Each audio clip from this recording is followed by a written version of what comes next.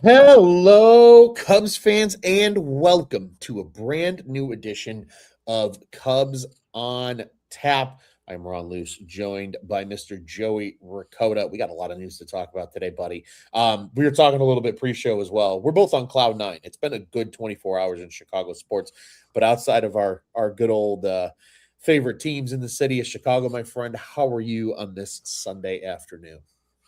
I'm great because I don't know what else there is to think about outside of our favorite Chicago sports teams. Yeah, man, I'm great. I'm happy to be here. Glad that we could jump on and do an emergency pod, even though it's not really like, an emergency at this point, but it felt like, why are we getting this news right now yesterday? Yeah, I'm doing well, man. How are you doing? I'm good, man. And to your point, it's hard to focus on anything else right now when Chicago sports are in the position that they're in right now. And it's funny. I think especially from the baseball front of things, I've had a lot of conversations with a few White Sox fans over the course of the last few weeks, and they would ask me, like, how you feeling about the Cubs, or what's the pulse check with the Cubs? And I'm like, I don't know.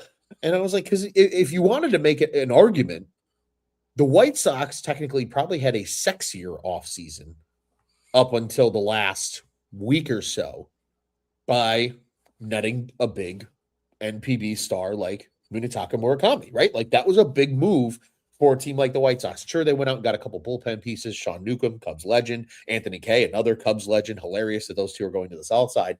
But it felt like they had the sexier offseason. Even though I love what the Cubs had done up to this point with the bullpen. I think you got lefties in there. You addressed some critical needs. Sure, you weren't able to bring back Brad Keller, but overall, like I think we were in a great spot in general with that in what they had done. And then the Bears come back and win a beautiful football game. The Blackhawks get a big shutout on the road on the second half of a back-to-back. The Bulls take care of business at the United Center. And then, like you said, on a Saturday night, late into the evening, when everybody's more worried about the sport of football than they are the sport of baseball, the news breaks that the Cubs signed Alex Bregman. And we weren't even able to do technically our show Thursday night, which we were going to talk about Edward Cabrera being the Mm-hmm. newest acquisition via trade for the Chicago Cubs because Ron Luce's basement flooded, and that's why we had to reschedule the show. So it was a hell of a last, we'll call it extended weekend, I guess, at this point. But Joey, the Cubs are out here making moves. Jed, and let's start with the oldest news, and we'll get back on the track of Bregman, and then we'll just let this thing fly around. Cubs go out and get Edward Cabrera from the Marlins. Owen Casey, Christian Hernandez, and I believe it's Edgar De Leon is his name. Yeah, De Leon. It's Edgardo, I think. Edgardo Uh, De Leon, yeah. all going to the Marlins in this trade just for Cabrera. And then the Cubs avoided arbitration with Cabrera almost immediately. I believe it's 4.45 is the exact number that he got for the 1 year from the Cubs. Again, 3 years of control for him. So 26, 27, 28 before the Cubs even have to worry about paying him big, big, big, big dollars. And he's only 27 years old. A great spot to be. Joey, I know we talked, and I say the collective we, those Cubs contributors here at On Tap Sports in our Slack rooms. You weren't initially kind of a fan of the Cubs trading Owen Casey, and I'd love just to kind of hear, because I know I think we were all big Owen Casey fans on this Mm-hmm. show, but I want to just kind of get into your brain and kind of like what generated that initial feeling for you. Yeah, well, it's well, yeah, I'm kind of glad you started the conversation this way because I like ending things on a positive note. So, I guess I'll say my fears are kind of the same fears that you have when you got rid of Kyle Schwarber. Of what could be, right? Sure. The potential is there. I see it. You see the power. It's a left-handed thumper that we've been missing, for a while. And you got Belly to fill in that hole for 1 year and really 2 years, but the 1 year he was a lot better with the power production than he was the other year. And then Kyle Tucker last year, so that kind of filled the void. But we haven't had somebody stable there to really fill that lefty power bat. Give you that what you need every single year, especially at Wrigley, which is hard for lefties to contribute and fight through that wind. It's just not a ballpark for lefties, really. But Casey felt like a guy that could really be that. And I mean, it sucks. It really does to think about him doing that somewhere else long term. And I didn't want it to come down to him getting traded. And the thought I have too now as I look back at this is, and I had a conversation, good conversation with a buddy of mine. Like, if you were going to make this move, why couldn't you make this move during the season last year and have for the stretch run with Cabrera? Because I felt like that was a target of theirs during the season as they were looking at trade options, and if I feel like they wanted to hold back from Casey, and so what pushed them over the top to put Casey into the trade this time around during the offseason, or what made it a better deal or situation for the Cubs in their eyes? Was it just a little bit of that is maybe hindsight where they couldn't get through with what they had and they thought that they could get through with what they had? And, certain things happen like the Soroka injury. Right. And we'll get to Cabrera in a second and just him alone. But I do have my fears on that front still too, with just Cabrera alone. Sure.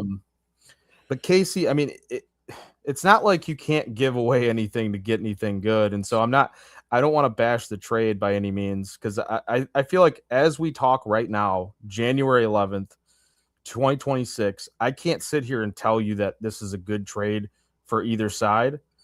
And I can't tell you that it's a bad trade for either side, or if it's going to be a good trade for both sides. And I kind of feel like that has the potential to be a really good trade for both sides. I agree. So like, yeah, it's definitely like a little bit of, oh boy, like I'm a little nervous, Sure. letting that guy go out of the building. And then, Right. that's before also knowing what they're going to do to replace him with the Alex Bregman thing. So definitely, there's a lot going on here. I don't know what were your like thoughts, I guess, with the trade news and going into it? I love your thinking in terms of within the season, and Carter Hawkins, our inside source here in the comments, at the deadlines, Marlins reportedly wanted Wiggins and Casey. That would be a huge no-go. Yeah, I think that's what it was, if I'm being honest with you, Joey, because I think that's a great point. Like, why, in theory, why wouldn't the Cubs have made this trade at that time?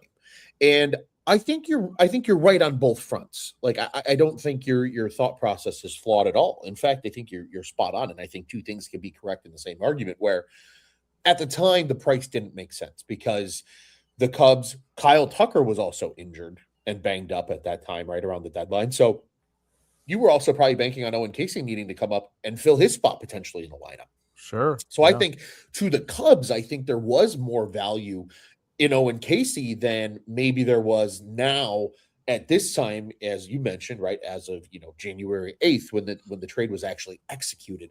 But in the same breath, I think the hindsight is 100% something that they're concerned about, because you also had a healthy Kate Horton still at the trade deadline, right? You really didn't have the huge cliff fall off yet for Matthew Boyd and Shota and some of these other guys. Shota hadn't gotten banged up yet toward the end of the season as well. So there wasn't there was the urgency, but there wasn't the same level of urgency once you got to the playoffs and you had to trot out a bullpen game in Game 5 against the Milwaukee Brewers. So I do believe that you're correct on both fronts. I really do think there was some hindsight, and just at the time, the Cubs had a different need for Owen Casey. Now, Kyle Tucker's gone, and they looked at that spot and said, okay, here's what we can do. We can keep Moises Ballesteros, who I think most people around Cubs, not only fandom, but also in terms of analysts, believe that Ballesteros' bat long-term will be the better bat, even though Casey, I think, maybe gives you more power and obviously can play the outfield. But like, if we're just taking pure, average stuff, like Ballesteros, I think largely is higher regarded than Owen Casey was in that breath. And then I think because the Cubs maybe had this up their sleeve and they were saying, look, we need to not spend too much money on pitching here, so that way, we can ultimately go ahead and execute then a big move like that to acquire a Bregman when it's all said and done. A couple more comments here while we're on this here, Joey. Jed would have done Casey Hernandez in a heartbeat last year. I agree. I think, and I think there was something too for the Marlins now, because naturally, right, the price at the trade deadline is always going to be higher than the price in the offseason, because there is that immediate need, and you start to bet you essentially are betting on a team feeling that they need this piece to get over the hump and fully living in the present rather than planning for the future. Then Yep. you can ask for a higher price and see if somebody balks or if somebody's willing to give in and give you that value. And you're I think leveraging some things too with other teams. Like, hey, if you exactly. don't trade this to us, we got another team who will make a trade for us that we like. Yeah, And right great now they point. want it. Exactly, and a great point here by Hawkins. Plus, Cubs were probably bidding against 8 other teams for Cabrera last year. Yeah, Now that's it. you're looking at it. My mother-in-law is coming over. My high ski is very, very excited. I apologize for the noise in the background, but you start looking at that then as also. I'm sure then the Cubs came around and said, you know what? Let's go ahead and try to make this trade. Let's go ahead and I think Jed wanted to go into the season having 7, 8, 9 arms that can start games for you, right? Look at how much they missed Javier Assad early in the season and just being able to have his versatility coming out of the pen. Ben Brown's struggles certainly put a damper in a lot of their plans as well because he just wasn't the same starting pitcher as well. There's so many kind of just little nuances that happened that I think Jed looked at it and said, you know what, screw it. We're going to make sure we have at least 8 guys that can start games for us this year because of just how delicate pitching is nowadays because of the way guys throw and everybody's throwing harder. So naturally the human body can't keep up. And we're starting to see the accumulation of injuries over time here as well. And our good friend Tyler here, who was unable to join us, unfortunately, today, jump into the comments. How we feeling, boys? I feel pretty damn good right now, not going to lie. And I do too. And I think, to your point, Joey, talking about the actual player now, right? We've very much focused on Owen Casey as a part of this argument here. I think you're really sitting here now and saying, wow, like this team has a huge flamethrower in Cabrera, right? And sure, some of his metrics don't completely jump off the page, but that changeup is gross. And we know the Cubs love guys that have good off speed stuff. I think they can work with his fastball in the pitch lab and improve his fastball. And I think that's just going to make that curveball that he's got and even that slider more dangerous in the future. Like he's still a young enough player where I think the Cubs see the upside of, man, we get him with Tyler Zombro and we get him in that pitch lab.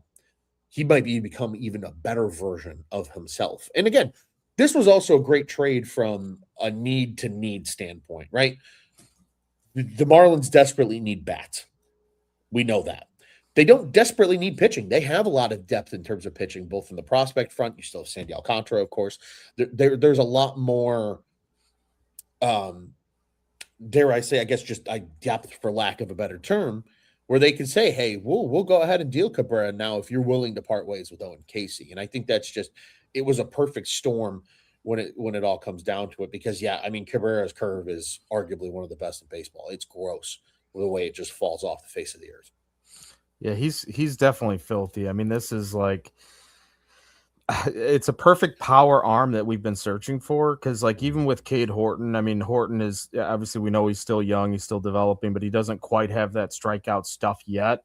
And maybe he gets that, but with Cabrera, I mean, even his changeup, which you were talking about, I mean, that average is 94 miles an hour. Like, gross. It's everything he throws is hard outside of maybe the curve, and the curve is still above probably average as far as velocity goes and other curveballs in the league. Like, he's got a true 5-pitch mix and he throws each pitch between, 13 to 25% of the time. So like there isn't a single pitch where I feel like he doesn't feel comfortable throwing. But like you said, the pitch lab, maybe the Cubs can bring him in and with Zombro, these guys, like they can kind of adjust what needs to be adjusted and even reach that second level of his career, which, he took a major step last year. I mean, a big part of his issues as he's grown up here and, he's only 27, but a big part of his issues has been the control, and he kept cutting the walk rate down. He's got the strikeouts, he's got the whiffs,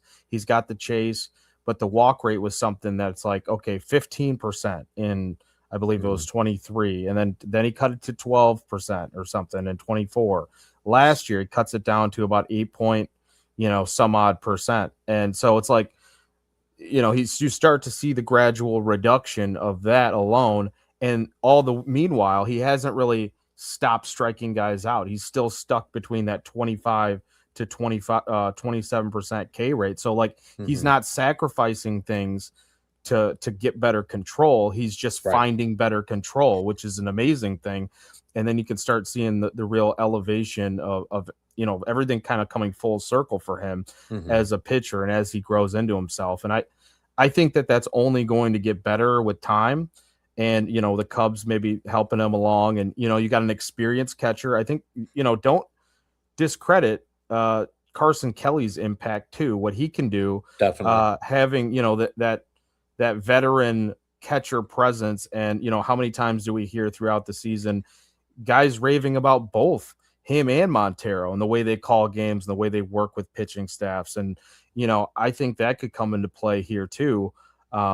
There's not like a catcher that really sticks out with the Marlins as being that veteran guy. I mean, I know they had Nick Fortes, and guys that probably do call a decent game or are good catchers, but I think the veteran presence can help that area too. But I guess the one thing that I am a little bit concerned about when it comes to Cabrera is his injury history. And the control, obviously, too, because that could also flare up and he could get worse at it again. Or just, maybe that was a flukier season. I don't think that's the case.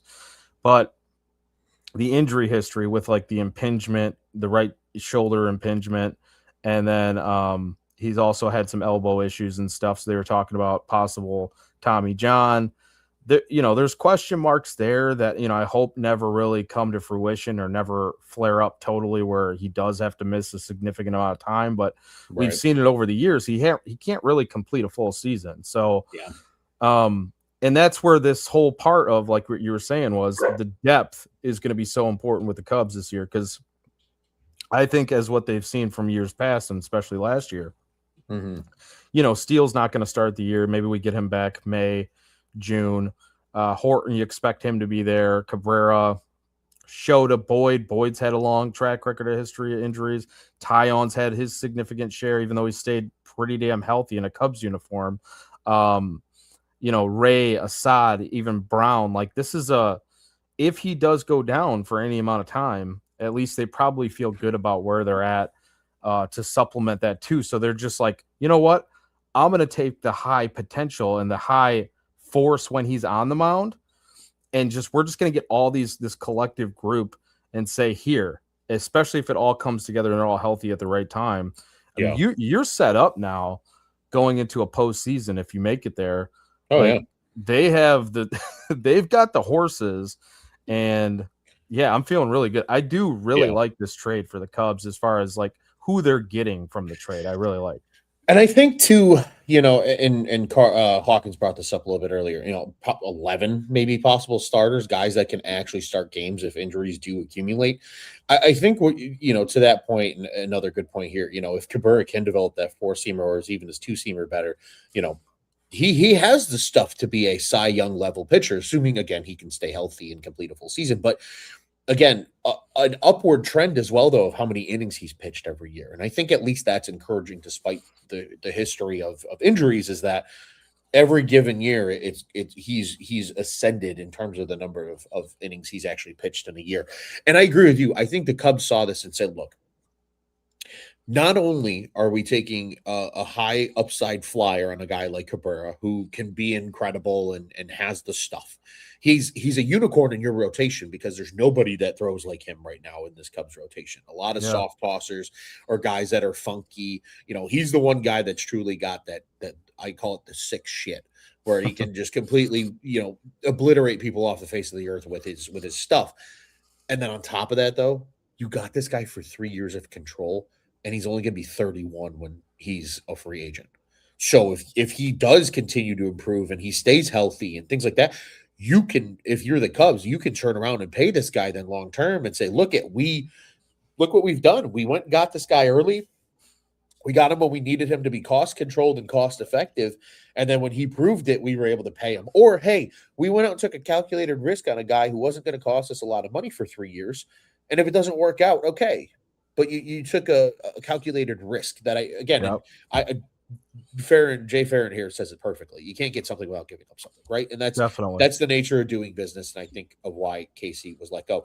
And Tyler back in the comments here, just really quick, Joey. He says, yeah, I know a lot of fans may be upset about Owen Casey being dealt, but I look at it this way: just because a player's your number one prospect doesn't mean they'll be a superstar. He follows that up saying, and I loved Owen Casey, but let's be real. Would he have been the replacement for Tucker in 26? Probably not. He may need time, more time than this current group has, which I think is also a very fascinating point and a very true point, as a lot of players are coming off the books. So this I does agree. also feel like a move of like, hey, we're trying to capitalize on 26 and see what happens with Seiya Suzuki and Ian Happ and Nico Horner potentially. We'll get to that later. Being a part of this roster right now, you've only got a handful of guys that are actually on the books for the 2027 season. It's Dansby Swanson. It's your new toy that we're going to talk about here in a second. A bunch of arbitration level guys, and I think Phil Matone is the only one that has like a semi-guaranteed contract. Otherwise it's all options. You can completely clean slate as well if you're the Cubs when it's all said and done. And this is another great point by Hawkins that follows up what Tyler had to say. Brennan Davis, Braylon Marquez, Christian Hernandez were all number one prospects for the Cubs at one point or another. And again, they didn't reach that full potential. So everybody knows what I love to say on the show. A prospect is a prospect until they're no longer a prospect. And I truly feel that way. Until we know what Owen Casey is, it's a calculated bet that I'm willing to make if I'm a Cubs fan, or if in this case, if you're Jed Hoyer, to again improve a spot in your rotation that you desperately need to improve, because you need that guy that has that nasty stuff that they really haven't had yet. And this is a fascinating thought. Cubs could treat Cabrera like the Dodgers did with the Glass now. Just be ready for October, bro. It's a fascinating point, but it's kind of true. I mean, even if he isn't able to stay healthy and gets a little banged up, they want that nasty stuff when they get to October. And that's where they missed it last year. And to your point earlier about the hindsight as well. Joey, anything else about the Cabrera trade you want to bring up before we talk about the other major move that just happened? Yeah, I would say too, like following that, I think, like the Marlins president of baseball operations was also saying the same thing. I mean, you can't get something to give something up. I mean, he literally said that on one of his interviews, and it's like, yeah, the Marlins, that's why it could be really just such a win-win for both sides. Is the Marlins, they can afford, like you said earlier, Ron, they develop pitching really well. It's the guys they have there right now, but then they're kind of like, they keep pumping these guys out every so often. So it's like, I think exactly what they needed, what we needed. And, Casey, Tyler's right. Casey wasn't guaranteed to drop right in there and be this exceptional replacement that was an uncertainty. And that's exactly why you had to replace Kyle Tucker's bat somewhere in this lineup, from free agency, from a trade, from, whatever, because we were so uncertain about what Casey really will do this year and moving forward, because he's not guaranteed to do anything. But I think in this case, Cabrera's got that track record so far of at least being really good. And I just find it really interesting with him, like how he leads with his pitches. Like it's changeup is his most thrown pitch, then it's curveball is the second most thrown pitch. Like, he's an odd pitcher that we're going to get to see every 5 days at Wrigley. And I'm excited to see what he can do. So I'll tell you what, too, Jed's got a type. He loves guys that are funky and throw weird shit. And that kind of fits what Cabrera is. And you also talk about, right, the arm slot. I think the Cubs, more than any team in baseball, are so big about like the arm slots for guys and how that affects a hitter, and making sure you have guys that are kind of diverse in terms of where they release the baseball, because then it changes the eye level of a batter throughout the course of a game when they see 3 or 4 or 5 different arm slots in their, and over the course of their at bats in any given game.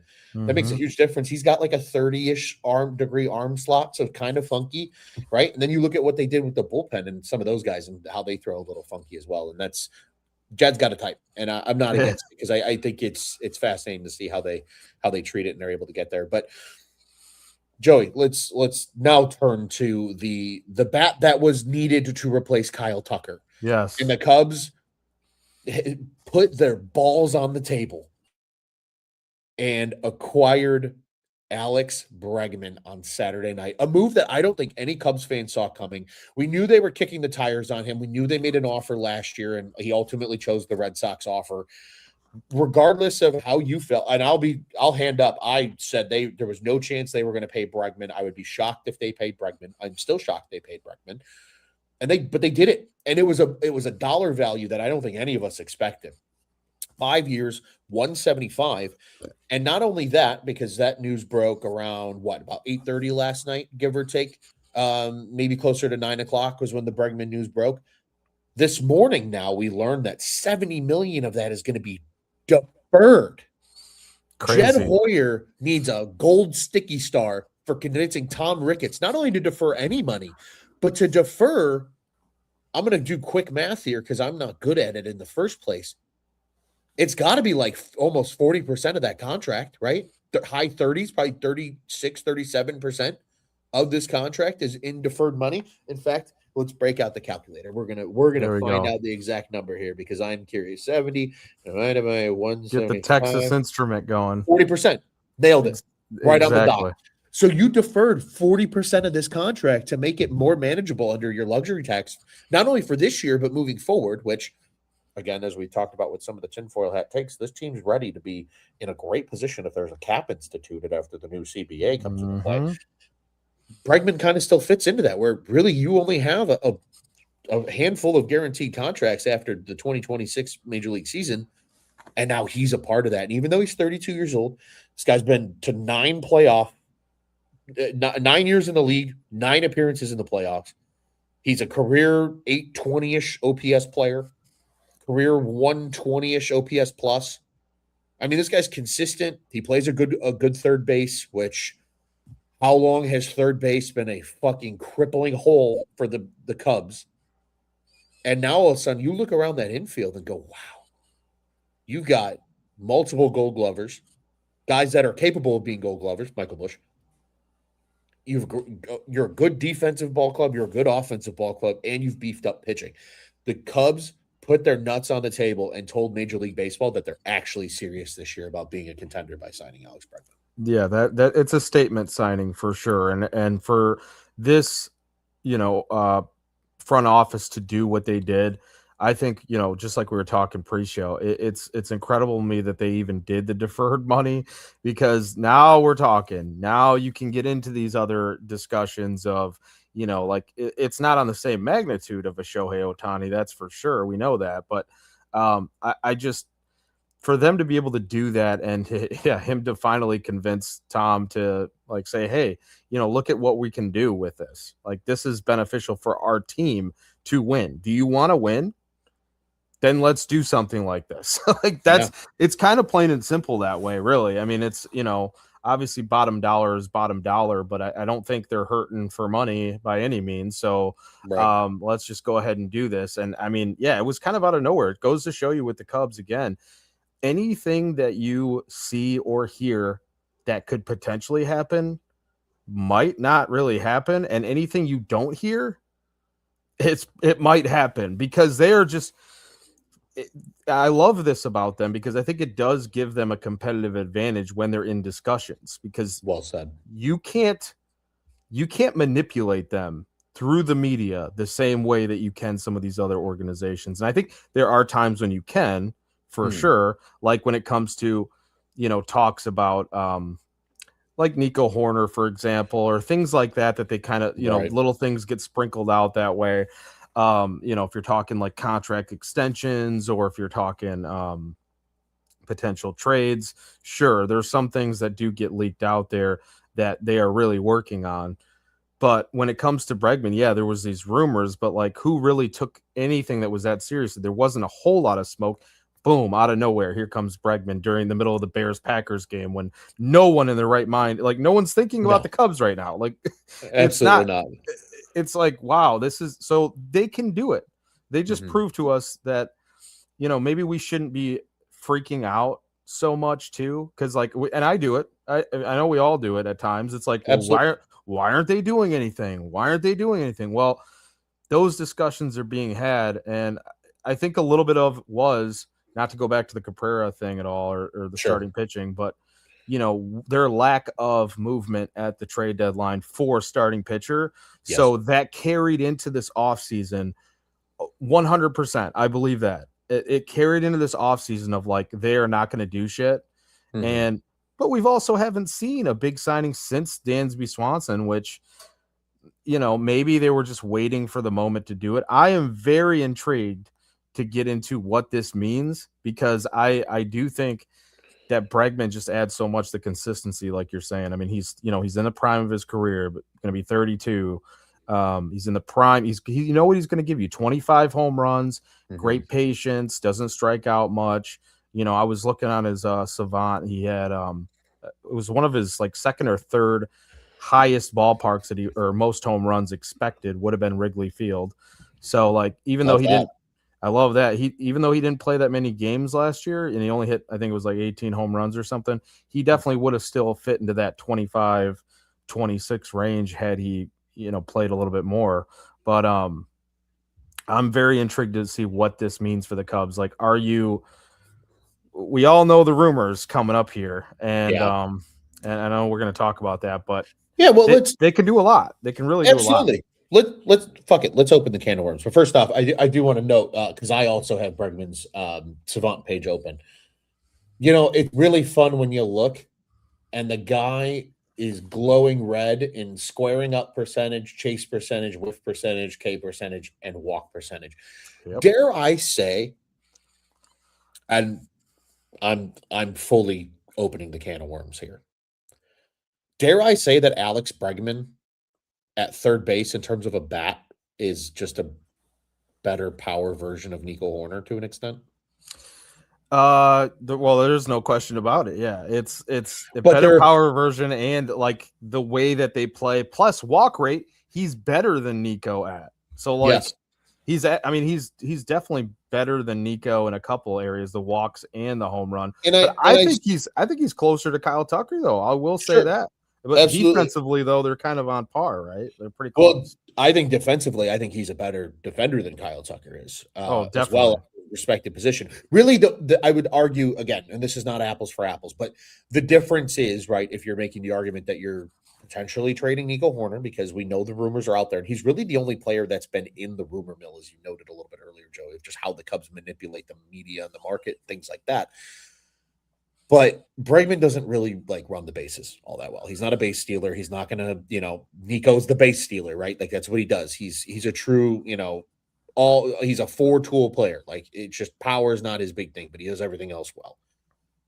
You can make the argument Bregman's a 4-2 player where he just doesn't run very well, but he does everything else well as well. So, and Mm-hmm. the arm's not the greatest thing in the world, but it's completely competent to play third base. And he's a competent glove at the position as well. And I think that's a big key here. I'm so intrigued though as well because to your point, I love first off, love that his expected home runs is great at Wrigley, but we've seen it, right? Right-handed hitters do better at Wrigley Field. That's just the nature of the beast, especially in that power alley to left center, right? And he Especially pulls a lot of his home runs. We've seen it his whole career, really, at the Crawford boxes. I mean, yeah, he does that. yeah. So I think that's really going to fit Wrigley well as well. And I'm sure that's something the Cubs understood. Like there's a reason they were at least at the table. Now, granted, I think a lot of people were very underwhelmed by their offer to him a season ago, but they went and said, like, hey, all right, you know, we did what we needed to do. We went and got the big fish this time. And on top of it, you gave him a full no trade clause. Like he wants to be in Chicago. He wants to be a Cub. And that's pretty cool when you hear that these guys are excited to still put on the Cubby blue and don the pinstripes for 81 of your 162 games a year. How this kind of side, we're not getting into the other discussions at this point, right this second. But how much do you think it played a role? Him seeing the Cubs compete last year, win last year, do Mhm. well last year, for him to come here because he's a guy that hasn't played for many losing teams. Right. Like if any, I mean, this is a guy that's is a former champion. Even last year, the Red Sox were really good. I mean, like how much do you think that weighed into his decision of I see where this team is going and how they built it up the first time, Yeah. and I can see a trajectory here. And like Kyle Tucker, he knows Tuck. Did I talk to him and say, hey, I really like my time there. Like the fan base Yeah. is great. Playing at Wrigley's great. Like, like you said, being more of it a reportedly wanted to play here last year. Yeah, that's a great point. I see that you threw that in the comments. Carter Hawkins said he reportedly wanted to play her last year. That's huge, and maybe that Big was time. something where the Cubs were, I guess, more than willing to be like, okay, you can go ahead and walk. We're not going to talk extensions during the season, or like really get into it with Tucker too, because we have a couple of options here, and Mhm. they must have felt really good about their chances to land, if not Bregman, one of those guys, because then I don't Agreed. think the Casey trade gets made either. So I Agreed. think they really kind of lined this stuff up all together where it Yeah. happened in the 1 week that it did, Right. Yeah, But they needed a couple of dominoes to fall in the right direction before they could fully pounce on the moves that they seemingly wanted to make. Another one here, he says he wanted a 6-year, $200 million with Boston, and opt outs if he, and then he gets 6 years to 215. I think there was some questions maybe too about the Red Sox organization and just kind of where they're going, right? Like the AL East is hyper competitive. We see it every single year. They've really failed to make a lot of big splash signings outside of Bregman a season ago. They traded away Rafael Devers, which I think could have played into Bregman being willing to bounce and move on as well. But I think the most intriguing aspect of this whole thing, too, Joey, to your point, like maybe there was some of Bregman maybe even wanting to play here even more because you saw the ascension of players like Pete Crow Armstrong and Michael Bush and key young players that are under control for 3 or 4 more seasons coming up to the big leagues. I mean, you have this coming season for Michael Bush and PCA is another pre-arb year for both of them. They don't hit arbitration until next offseason. yeah, I mean, that's huge having two guys that just hit 30 home runs and were a big part of your offense doing that kind of stuff. And now you can supplement that with a guy like Bregman. And again, I think what the Cubs saw in terms of the front office was Kyle Tucker is a really good player. But clearly in those Houston days, like he didn't have to be the guy and sometimes struggled when he had to be the guy. But just having that presence in the Cubs lineup ascended the production of so many other guys in this lineup, right? Say Suzuki's production took a huge jump. Michael Bush's production took a huge jump. Pete Crow Armstrong's production took a huge jump. Hell, I would argue even Dansby Swanson's production took a huge jump back to his numbers that were comparable to his days in Atlanta, where he can be your fourth or fifth or sixth best guy in terms of the bat, play great defense, and bring you that value that way. So I mm-hmm. think it works well because now you also can have Ballesteros a part of your lineup more often because of not adding another outfielder that would then force Seiya Suzuki to be your everyday DH again. I think they feel comfortable with Seiya playing right field every day. Yeah, I And think he looked fine this last year with the times that he was out there too. I think he looked yeah, a lot better than he did previously. definitely. And I think they're also going to find ways to maybe if the matchup doesn't play well for having Ballesteros in the lineup for some reason, maybe you see a Kevin Alcantara as your fourth outfielder playing right field, and then you can DH say on those days, right? And you have a couple of really good athletes out there in the outfield then with guys like Happ and PCA to track down fly balls and help your pitchers out as well. So I am just still genuinely dumbfounded that they actually did it because It is. it really felt like the Cubs were going to be all about, hey, if we're going to acquire like game changers, we're going to trade for these guys, right? We saw it with the Kyle Tucker trade a season ago. We saw it this year with the Edward Cabrera trade now, right? It felt like that was kind of how the Cubs approach things. Keep a good farm because then you can trade those pieces to get pieces that you need. And I think that's the right approach, and teams should still do that. I mean, the Dodgers just said the Dodgers are once again the top farm in baseball. Shocking. Go figure. Yeah, it's every year But almost. now, now you've got an opportunity here with a guy like Bregman to just say, "Hey, man, we're going to make a deep lineup, and this thing's going to be a lot of fun this year." Carter Hawkins here. Mo Baller can equal Tucker's hitting stats: 266, 23 homers, 73 homers. I agree. I think Mo Baller is going to hit for a higher average than Kyle Tucker did. Possibly. I want to tread lightly though with that power production because I don't know if that's yet in his bag. Wheelhouse, yeah. But I also don't even want to put that prediction like expectation. He can. I don't want to put the expectation on him at this part of his career, Sure. though, either. You know what I mean? And I don't think the expectation has to be on him now Does because it? I mean, let's play a game, Joey. We like games here. Let's play a game. Your lineup, it includes a 30 home run Michael Busch, a 30 home run Pete Crow Armstrong, a 30 home run Seiya Suzuki, a 25 home run Alex Bregman, a 20 to 25 home run Dansby Swanson. Currently, a 10 to 15 home run Nico Horner, who's going to hit for high average. Ian Happ, who's going to at least give you 20 to 25 home runs and pretty consistent in terms of what he does at the plate. Like Mo Baller's your 8th or 9th option on this team right now. Yeah, he doesn't have to kill the ball at all. He doesn't. He can hit. He can hit in that like 7th and 8th hole and just grow and let him kind of figure things out. Kind of what they've done with PCA. And I think that's also a big thing with like the Craig Counsell difference too, right? He can shelter some of these young guys in a way where they can still make an impact, but they can make an impact without having to be the guy and feel all the pressure as a young player in the major leagues. And I think that's incredibly key. And then, yeah, we didn't even talk about catcher, but Amaya Kelly can absolutely get you 25 homers. Now, granted, I think Kelly's offensive numbers last year were a little above what we should expect, at least, or at least the expectation, but it showed it's in there, especially when you have a deep lineup and he's able to hit low and, last year, especially mash lefties. I totally agree with, we should expect a little bit of a decline from that. Was a little bit outlier performance from Kelly, but he does have a little pop. And I still truly believe that Miguel Amaya is on the up and up.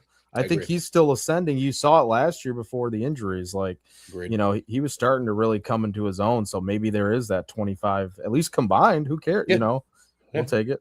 I mean, if they're both giving you roughly 80 games a season, like you'll take 13 home runs out of a catcher for 80 games. And then, if you get to that 25 number out of your catching position, you are in a great fucking spot when it's all said and done. And then, eventually Amaya is going to become your guy, and Amaya absolutely can take it up a level. And I think as long as he can stay healthy, I think that's genuinely going to happen. But Joey, we got to address the elephant in the room. Chris Cole said this a little bit earlier. Don't trade Nico or Shaw. I don't think Shaw is necessarily going anywhere, but the Nico Horner thing is too loud to not address because there's been multiple reports of it, right? It's not just like a one-time thing and it kind of fades into the background. It's kind of been reinforced a few times over the course of this offseason now that Nico Horner's name has been at least out there. Now, whether that's the Cubs just saying, hey, we'll listen. We're not necessarily going to trade him, but we'll listen. Do you think now that they've acquired Bregman that this ups the reason to move Nico? I don't know if it ups the reason to, but I do think it ups the chance that it could happen, if that makes sense. Because I don't know if there's really a real reason to, but I'll take a step back and go with this. Like, I remember saying this a while back, and I was saying, we should trade Nico a couple of years ago, and we were in the middle of the season, and he was kind of struggling a little bit, but I knew he wasn't at quite his peak value. But I always kind of looked at him as, and I'm gonna say something, and then I'm gonna kind of go above that. Right. I looked at him as a similar player to what Starlin Castro, those kinds of players where they don't have the pop, but they have, they have other attributes that you like, the bat to ball skills and etc. And then you can kind of move on from those guys and get better bats around him and kind of plug in the hole that he leaves. Right. That's kind of what my idea was, because you had bigger needs elsewhere. But now with that said, Nico is such a complete player as far as his defense goes and his hitting and the engine. He's such an engine when it comes to this team, like the stealing, everything. He's so much better than what Starlin Castro or any of those guys that, I even had as like a comparison tool to use of like, maybe they drop him off and kind of fill in the pieces with like a Matt Shaw or something like that and plug around, or James Triantos as he was coming up, you plug in that. And all of a sudden you have a stud third baseman, whatever else. But I'll say this, at this point, I wouldn't move him because I think that this is a very complete team as far as offense goes with the addition of Bregman. And, maybe if you wanted to make another move elsewhere, for right field or for DH or something to kind of solidify things and not be so reliant on Alcantara as a platoon option or Mo Baller at DH, then yeah, you can do that. But without Nico, that opens up another question mark. Sure. I don't like question marks, Ron. I don't know. I don't want to go into a season where it's like, all right, what are we doing? Because now you deal with another issue, and Matt Shaw has to get back used to playing middle infield again because Right. he came up middle infielder, moved to third base. His third base, can he play third base? The arm, we know he probably plays better on the closer to first base, but he showed he could play third base really well. I would just prefer if they hung on to him, but I guess it kind of depends. Like, what are you going to get out of that deal? Because if it's a situation where you're talking about, you got to make a decision on him one way or another. You don't want to lose him for nothing. You don't want to. Are you going to extend him? Because then that's the next question, right? Like, is he part of where your dollars are going as all these contracts kind of go off the books, or do you get something for him now? Because I feel like at this moment, going into 2026, Nico Horner can be a huge reason why you're winning games. And so that's why I understand why we don't want to get rid of him. And yeah, it's a hard battle. Like, that's the constant battle of the GMs too, of like, do we think future? Do we think now? I think you got to think now at this point. If you're the Cubs though, like you've waited too long to not think now at this point. I agree, and there's some great points here from Carter Hawkins in the comments. So I'm gonna share a few of them. One of them, he says, dealing Nico makes zero sense. Why go all in with Cabrera and Bregman and then deal Nico? Following that up, saying only a contender would deal for Nico, and what would they send the Cubs in return that the Cubs would need? And then notes, you can still get Shaw probably 450 to 500 at bats as a super utility player. You could play third, short, and second, and maybe you even teach them how to play a little bit of left field or something just to get an extra day out of them. Or you can DH them on any given day, right? Like there is versatility with a player like Matt Shaw.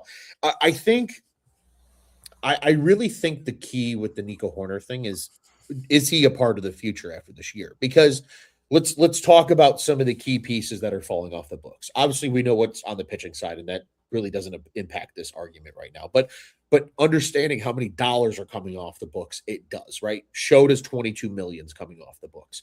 Jameson Taillon's 18 is coming off the books. Matt Boyd's 17 is potentially falling off the books because it's, I believe, a mutual option for a third year on Matthew Boyd. So that's a lot of money just in those three pitchers alone coming off the books here in the not so distant future. Kelly. Then you include, right? Yeah, Carson Kelly is an option, but he's coming off the books. Seiya Suzuki's another 19 million coming off the books. Ian Happ's another 20 million coming off the books. And Nico Horner's coming off the books at about 12 million bucks. There's a lot of money to be had. So the question does become who of those players, which I don't think any of the pitchers get re-signed, if I'm being completely and brutally honest. I don't think any of those names we just said stay, unless they pick up Boyd's option and give him 1 year and then he retires or something. I really think right now, I don't think Seiya Suzuki's back. I think if he is back, I think Ian Happ's back at a lower dollar number if he's coming back. So you could absolutely afford Nico Horner. So it's just the question of, do you see him as your future everyday second baseman, or are you content with a guy like Matt Shaw potentially having that position for the long term, or at least for the near term, and trying to maximize on a value of Nico Horner? But to Carter Hawkins' point, what are the Cubs going to get? This was something that you and I kind of briefly kicked around in the pre-show, was just, what would the Cubs even try to get? Are you trying to make a one-for-one deal to address a bullpen need, address a starting pitcher need, or are you just trying to get prospect capital in return? But that feels very anti what they're trying to do right now. So I agree. I also wonder this, and this is maybe a little bit tinfoil hat. I wonder if the Cubs are kicking the tires on Nico Horner's value so they know what's a fair number to offer him for another contract. To me, that's where it makes sense that his name's out there, because if you've got 4 or 5 or 6 teams lining up and they say, we love this guy, we want to extend him, he'd be a piece of our future, or if teams think he's going to go back to shortstop, then you quickly learn, Nico Horner's got a lot of value. Are we going to be able to give him the dollars that he wants to stay, Or do we say, hey, Nico, we love you, but you're going to get paid way more than we're comfortable paying you.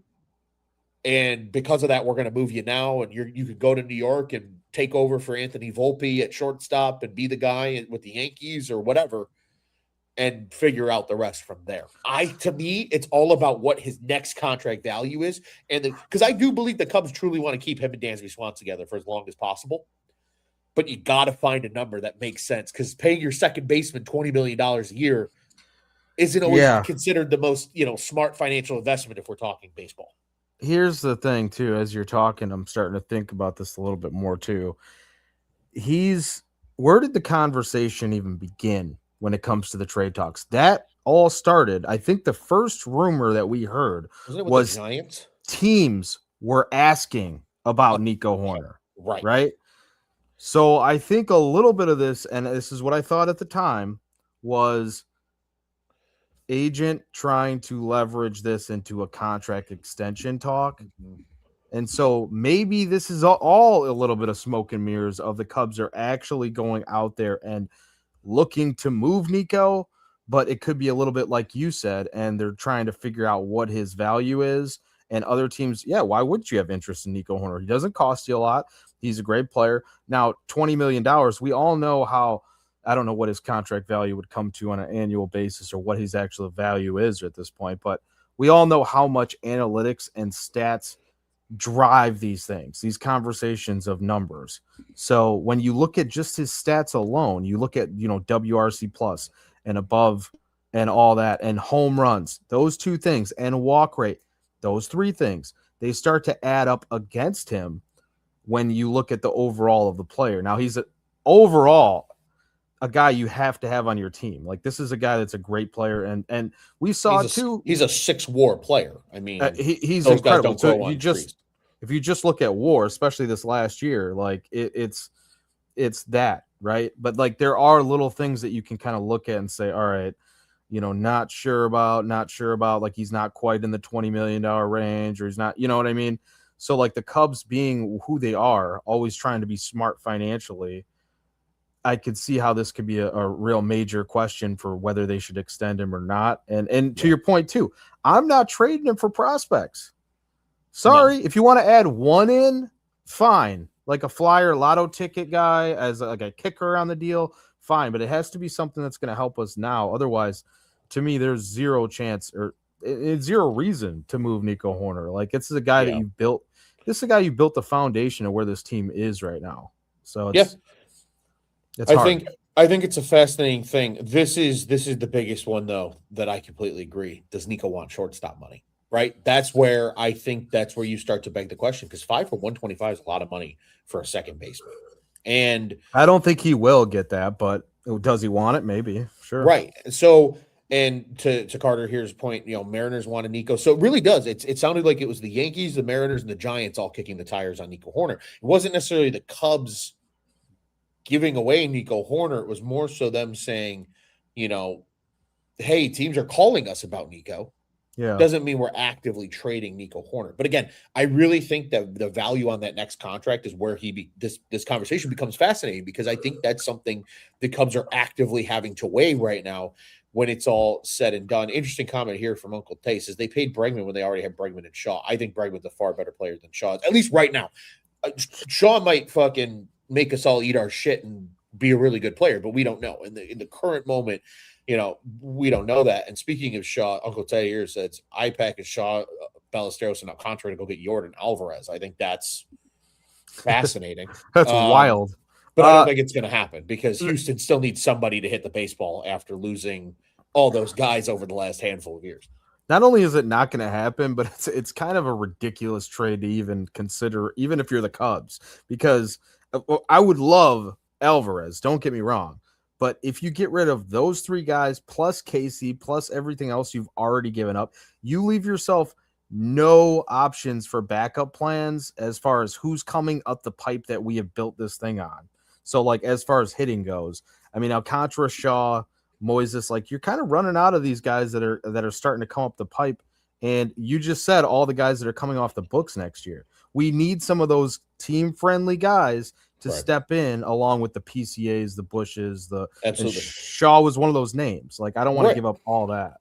Well, and you got to remember too, right? With like PCA and Bush, they're going to start hitting arbitration next year, so they're going to start costing more money. Now, granted, it's going to be controllable money, but money nonetheless. That those are things they're going to have to work on. And I think this was a fascinating comment. This from a little bit earlier from Carter Hawkins. He says you could deal Alcantara, Triantos, and Long to get younger prospects. Right? These three are largely considered closer to major league ready. Sure. Those three guys are losing value every passing day, and I do think that is fascinating. But again, I don't know if that's necessarily what the Cubs want to do because they've had a lot of success in the draft. They don't really have to go trade for prospects. They can just keep loading up talent and then flipping these guys and sending them elsewhere. Look at Zaire Hope and Jackson Ferris going to the Dodgers for Michael Bush, right? Mm-hmm. That was a great example of you took advantage of a situation where Michael Bush was blocked at two positions by arguably a pair of Hall of Famers. For sure, Freddie Freeman being a Hall of Famer, but Max Muncy, a very good player as well for a long, long time.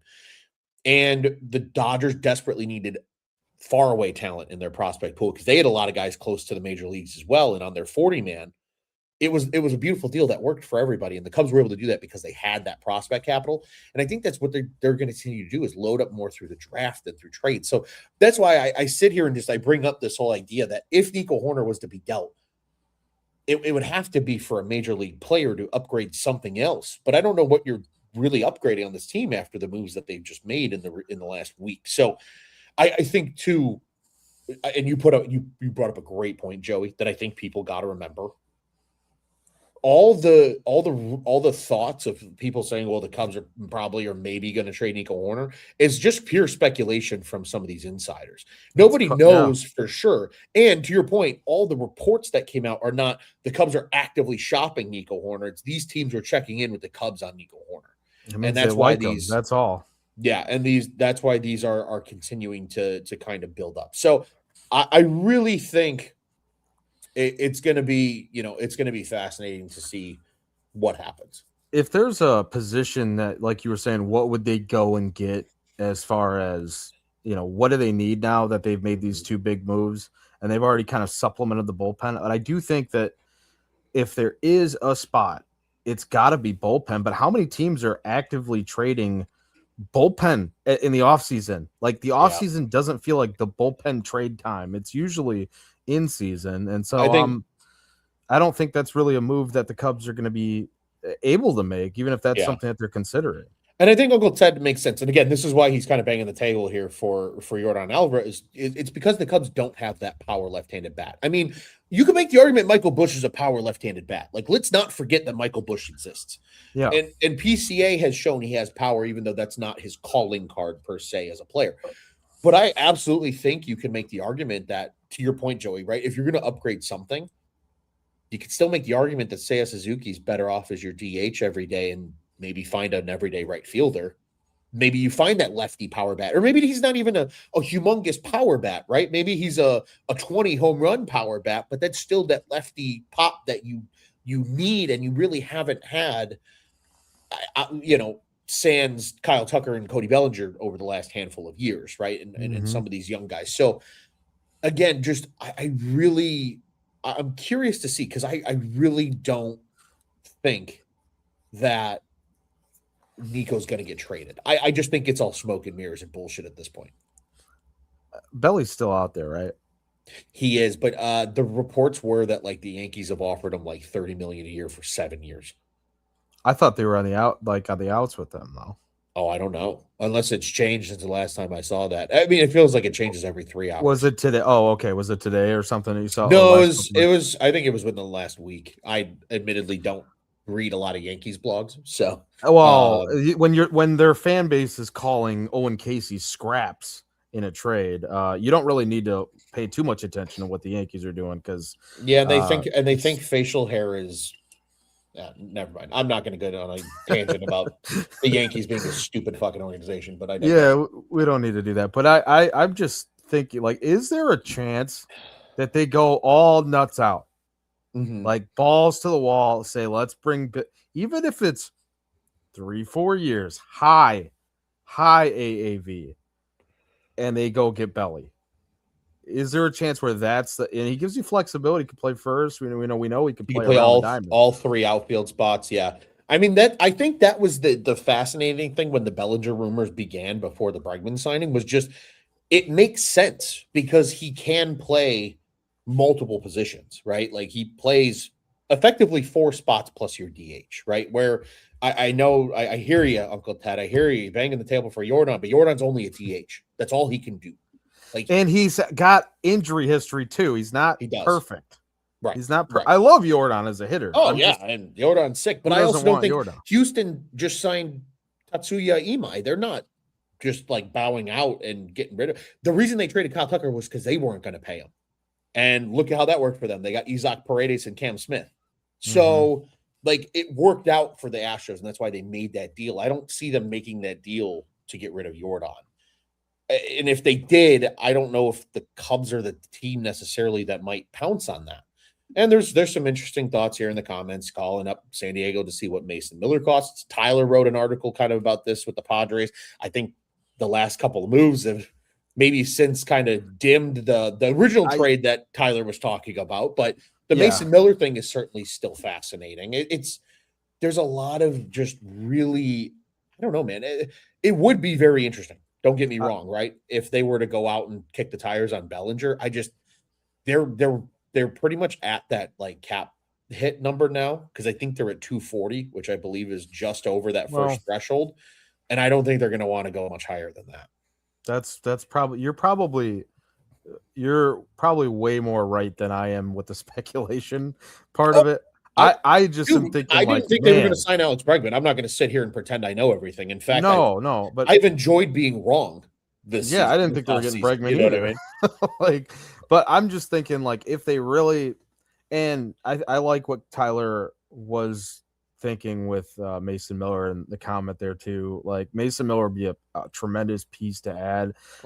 I'm with you on that. Like I'm in the same ballpark of now these moves have kind of made it so you don't need to make a desperate or not necessarily desperate, but you don't have to make that huge splash now after you've done that, right? Yeah. I want to go ahead. Sorry. I just think that would have been like one of your biggest splashes of the offseason if you're going to do that. Now they've kind of made those moves, you know? Yeah, and Carter Hawkins says here with the Bregman deferred money, they are $6 million below the first threshold. We don't know what the deferral is yet. I know we know it's 70, but based on how long it's deferred out. So this is what happened with Shohei Ohtani. So for anybody that remembers, Shohei Ohtani had 68 million of the 70 that he technically would have earned per year deferred. So he's technically only being paid $2 million a year of actual money, but his luxury tax value is still $40 million a year because of the duration and the length and the money of the contract. So that's going to play into this. And the speculation is that Bregman's still going to be about $31 million. And I believe Spotrac has that listed at 32.5 right now for luxury. That still puts them at 240. So, you know, there's, again, they have some flexibility, but are they going to use it because they've already gone out and made these huge deals? I don't know. And I think that's where we're really going to have to wait and see what happens. I think once we know the entire, and yes, yeah, they calculate present day value for the future dollars. Exactly. I think once we know the exact details of that, that's when I think maybe then the real speculation of like, okay, what are the Cubs going to do potentially in addition yet? I think they could make like one more like lower level signing, especially for like a bench bat, because I think that's the one thing they're lacking right now, even though you can technically say Matt Shaw becomes a bench bat now, which is kind of nice to have. I like your idea of teaching him some other positions. So like, let's teach him left. Let's teach him right. Let's, you know, he's athletic enough. He's got wheels. What if he learns center field? He's a backup or platoon option in center field too. You know, like, I'm not saying Kevin Alcantara wouldn't just plug in and be that guy, but I mean, it's, you know, if you could kind of move him around and say, you don't want Seiya out there and right and want him DH and like, yeah, I think, yeah, just teach him, have him learn this stuff in spring training. But yeah, I'm kind of with you. Like, we're going to have to wait and see like what they have left and what they really want to spend over the tax. Like that's a question that we don't even know the answer to of like, do they want to go over at all? Like now at this point, if there was no deferred money, which there is, and we just don't know the number of it, then there wouldn't be really any other moves to be making without a trade. Because he'd be 35 then against the luxury tax if there wasn't deferrals. Yeah. Yeah, and I'm kind of the belief like they're still going to beef up a little bit more of the pen for sure. Maybe not much, but I think that there's still something there. Which shout out Juice from a long time ago, Hunter Harvey. He finally got Hunter Harvey. Dude, I texted Juice the day that he signed, and I was like, "You were just 3 years early, big dog," but it finally happened. I almost texted him too. That's crazy. Yeah, I'm happy that we got him though. He's Hunter Harvey. Good arm. They've really made some fascinating bullpen additions this year. And again, I think that's a lot of the Craig Counsell impact too, of being like, hey, let's go get some of these guys and like have dudes that are ready and can go from there. Interesting one here, Mike Talkman, bringing back the Palatine Pounder, maybe. I like that. I love Mike Talkman. Certainly would be fascinating. Another fun one here from Uncle Ted. Imagine an outfield with Brenton Doyle is the name that he says here in PCA. That's platinum. Do we forget that Ian Happ's won 4 Gold Gloves in a row? Yeah. Like, I know everybody wants to shit on Ian Happ, but like the dude's consistent. He's won the Gold Glove the last 4 years in left field. Like he's fine out there. Yeah. He knows how to play the position well, and he plays it well at Wrigley too, which is obviously a huge piece of it because of the dimensions of the ballpark and things like that. He made the best catch I've ever seen in person that game we were at the left field line. God, that was unbelievable. Yeah. To this day, I agree that in person, that's the best catch I've ever seen. Nothing like that. Like that's do or die, full out. Just it doesn't get better than that. So yeah, Hap can play left field just fine, and we don't even question that. Yeah, and this is an interesting idea though. Hap, Doyle, PCA as your outfield, and then Gold Glovers at every infield spot. I mean, it's a nice problem to have. They're going to be a very good defensive baseball team this year, and that's again the Cubs built that way, right? All the bullpen guys they added, ground ball pitchers. Edward Cabrera, believe it or not, a pretty high ground ball rate for a guy that throws as hard as he does because of all the off speed stuff with the changeup and the curve. So they have built this team to play to the strengths of what they already have. And I'll tell you what, man, and we talked at the end of the season last year. I talked to people during the off season, and I just told them how much this team pissed me off, especially in the second half last year and then just into the off season. And, feeling like Tom wasn't going to ever like treat this team like it should be treated and give the Cubs fans what they, in my opinion, absolutely deserve, because it's one of the most passionate fan bases in all of baseball. They roped me and reeled me the fuck back in. Let's go with these moves. Let's go. And I'll tell you what, man, it's exciting. It's dare I say almost a sigh of relief of like both of these moves, getting Edward Cabrera, getting Alex Bregman. It's like the Cubs are acting like a team that should be the Chicago Cubs. Yeah. And that to me is what gives me the kind of grace and peace of this whole thing is like, good. They went out and did it now. Go out on the diamond every day from the end of March until September and into October and give it your all and try to go win this fucking thing before the CBA expires. And maybe we're without baseball in 27 because we don't know. It's fine by me if they win in 26. I don't care. Hell yeah, that's just a year. That's just a year-long party into the next year for everybody. That's the case. It would be electric for sure, Joey. Joey, I want to turn it back over to you really quick. We're an hour and 10 minutes here. A good 70-minute show already. Any final thoughts from you? Beautiful, man. Beautiful. This is awesome. I'm glad that we were able to talk for this. It wasn't hard to get to where we needed to be. I do think there's one thing I wanted to say about Christian Hernandez is that, maybe he eventually turns into something, but we know he was a top, prospect for a long time or for a while, but they signed him when he was so young. It just feels like we're never going to ever miss that. He's never going to turn into baby A-Rod. Like he was, the comparisons were made to him or anything like that. I don't think, but, I wish him the best too, because you're trying to track him and follow him throughout his young career. And, hopefully they get somebody good with him. And De Leon too, like high exit velocities, but like he's a kind of lotto ticket dude.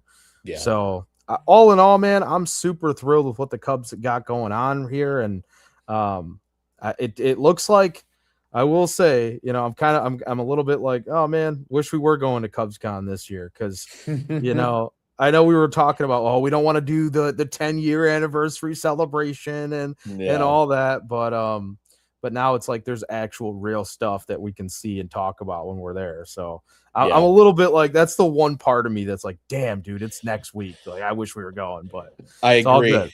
I will miss being with all the guys at CubsCon. It has been a fun yearly thing that we've done over the last few years, to see everything that's transpired. Quick final thought from Uncle Ted, among others. Morhone and Halverson, he's saying go get some more guys from Colorado, completely raid the Colorado Rockies. What he's looking the Cubs to still do before this offseason's over. I'll tell you what, man, I'm right there with you though in terms of just excitement for what the Cubs have done, and we're going to be able to talk about it more, and we'll all be in person as we start to plan for opening day, and us attending as we've done in years past, and we'll have plenty of time to catch up with it then when we get down to the north side of the city and get ready for opening day baseball at Wrigley Field. It's going to be absolutely electric shit when it's all said and done, man. And I can't wait. I cannot wait. We're not missing opening day. That's one tradition that will never get broken at this point. I We're agree. every single year, and if I have to like come and lift you into or take you from an airport like in LA or something, Ron, if your career ever takes you like somewhere else, like I'm flying to you and dragging you to Wrigley opening day. That's Always, happening. dude. Always. I can't wait. And this year for me, actually, is going to be fun because it's the day before my birthday. So it's a little bit of a early birthday celebration as well, Hell yeah. which will be a lot of fun. But other than that, man, Cubs did shit. It's really cool to see. And, this was the makeup show. We were unfortunately not able to run the Edward Cabrera show due to unforeseen circumstances, but I think it worked out pretty damn well when it's all said and done. As always, want to encourage everybody to head over to ontapsportsnet.com. Be sure to head over to YouTube as well. Like, subscribe, hit that bell button over at OnTap Sportsnet on YouTube. When all of our shows go live, including us here, it comes on tap. And of course, you know the drill. Follow all the boys. Give everybody some love. OnTapSportsNet.com and at OnTap Sportsnet on the socials. The OnTap Sportsnet. We're going to check out what's on tap in Chicago sports. Joey, what do you say? Get out of here the only way we know how. It comes on tap. There's a new sheriff in town, and it's not Andrew Chafin. It's Caleb Williams and the Chicago Bears. Bear down, and let's go Cubbies. And fuck the Cardinals. FTC as always. Absolutely bear down, baby, and let's go Cubbies.